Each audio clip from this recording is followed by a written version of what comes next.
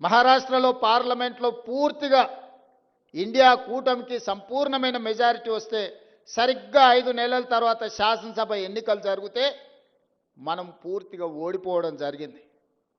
ఎందుకు ఓడిపోయినామని విశ్లేషిస్తే 1 కోటి ఓట్లు మహారాష్ట్రలో కొత్తగా చేరినాయి 4 నెలల్లో.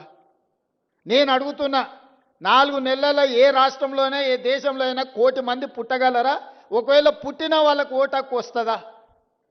కానీ మహారాష్ట్రలో ఎన్నికల కమిషన్ 4 నెలల్లో 1 కోటి కొత్త ఓట్లను నమోదు చేసి ప్రజా అభిప్రాయాన్ని దెబ్బతీసి ప్రజా అభిప్రాయాన్ని తుంగలో తొక్కి భారత రాజ్యాంగాన్ని అపహాస్యం పాలు చేసి ఏ మహారాష్ట్ర నుంచి డాక్టర్ బాబాసాహెబ్ అంబేద్కర్ గారు వచ్చిండ్రో, ఏ డాక్టర్ బాబాసాహెబ్ అంబేద్కర్ గారు మనకు రాజ్యాంగాన్ని ఇచ్చిండ్రో ఆ రాజ్యాంగాన్ని అపహాస్యం చేసుకుంటూ మహారాష్ట్రలో పార్లమెంట్ ఎన్నికల నుంచి అసెంబ్లీ ఎన్నికల లోపల 1 కోటి కొత్త ఓట్లు నమోదైనాయి. ఆ దొంగ ఓట్లే మహారాష్ట్రలో బీజేపీ ప్రభుత్వాన్ని అధికారంలోకి తీసుకొచ్చినాయి.